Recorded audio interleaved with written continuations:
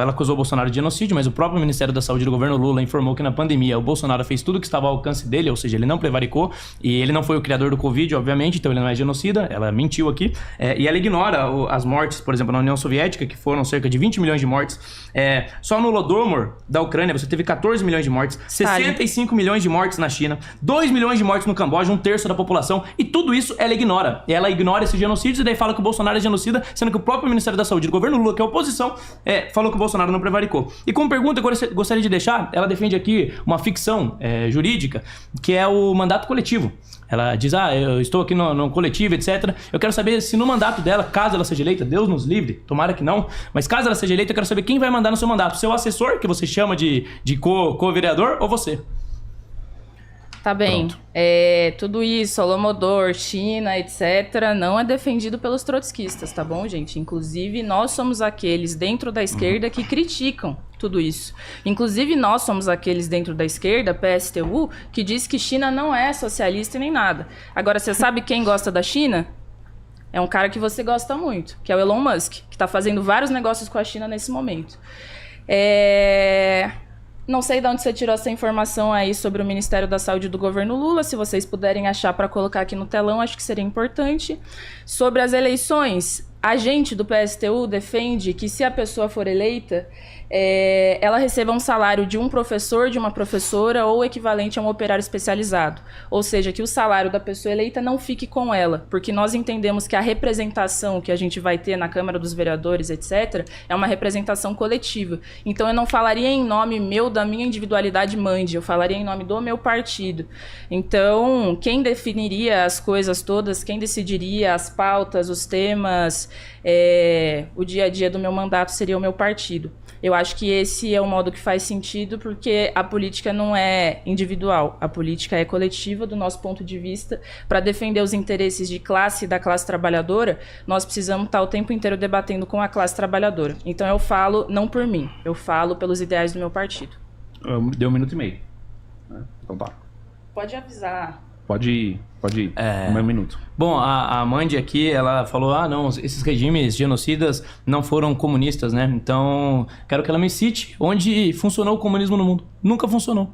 Não existe nenhuma experiência de sucesso porque simplesmente é impossível. Ela quer que vocês acreditem que uma ideologia que nunca funcionou, um dia vai funcionar. A gente tem que continuar acreditando na mentira e na utopia. Assim como ela tá mentindo aqui sobre o mandato coletivo. O mandato, ele não é coletivo. O mandato pertence a uma pessoa. Então, apesar dela ter assessores que ela vai chamar ali, ela usa como estratégia eleitoral de chamar de co-vereadores, na prática eles são apenas assessores. E quem vai mandar, quem vai determinar é ela. Então, assim, agora a esquerda inventou o transvereador, né? É o cara que não é vereador, mas se identifica como vereador. E daí a gente tem que aceitar como se isso fosse verdade. Mas pra deixar claro aqui pra quem tá assistindo, é apenas uma estratégia eleitoral, assim como a estratégia eleitoral dela é negar os genocídios, ou pelo menos falar que a ideologia dela não tem nada a ver com isso, sendo que no começo da Revolução na União Soviética o Trotsky estava junto de todo mundo, defendia as mesmas ideias, ele só não estava no poder porque ele perdeu politicamente. Ou seja, ele teria feito a mesma coisa que os outros fizeram. 1 minuto.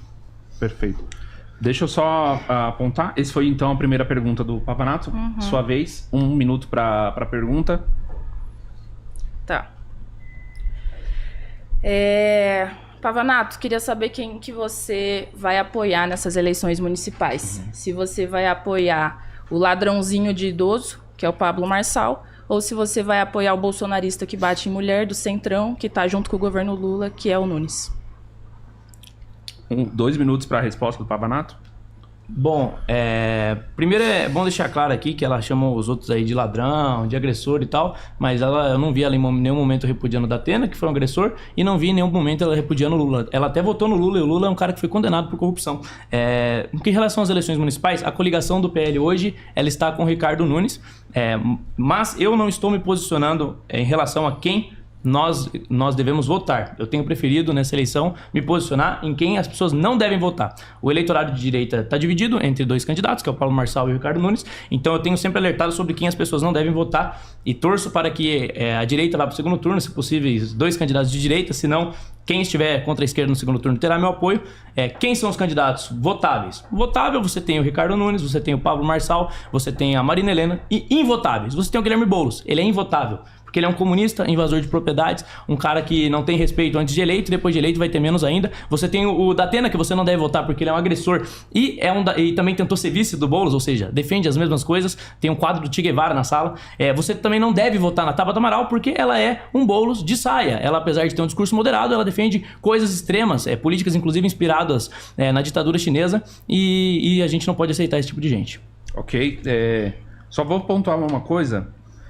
Quem quiser me passar o link, a gente pode colocar ali a respeito do que você falou sobre o Ministério da Saúde ter inocentado o Bolsonaro, e também a respeito de qualquer outro assunto que venha aqui. Ele informou a STF que o Bolsonaro não prevaricou na pandemia. Tá. É isso. Isso. Quem quiser procurar algum link pode mandar, que a gente coloca aqui e mostra aqui ao vivo pro público. Pronto, pode ir 1 minuto. Tá bem. Não, acho engraçado, porque quando a gente vai observar a coligação que o PL está apoiando nessas eleições municipais, como eu já disse anteriormente, é uma coligação que tem relação com diversos partidos que têm ministérios no governo Lula. Então você pode falar o que você quiser sobre a gente ter feito um voto crítico no Lula, que vou te falar, procure os materiais do PSTU. Para qualquer pessoa que está assistindo aí, vocês podem procurar para ver que o nosso voto crítico era mais falar contra o Lula e a política petista do que defender o Lula e o seu projeto político.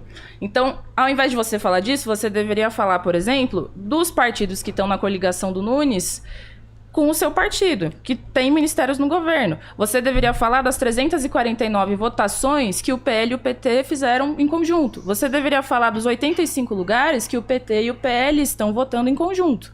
E assim, é engraçado que você fale do Boulos, porque nós não vamos votar no Boulos nessas eleições, temos diversas críticas, porque achamos que Boulos, PSOL, PT representam uma esquerda capitalista da paz e do amor, e nós aqui não somos essa esquerda que faz um debate moral. Muito pelo contrário, a gente veio para fazer um debate político, mas a vice do Boulos é a Marta, que fazia parte do governo Nunes, que é justamente o candidato que o seu partido, a sua coligação vão apoiar. Então você tem muito mais relações com eles do que nós, tá entendendo?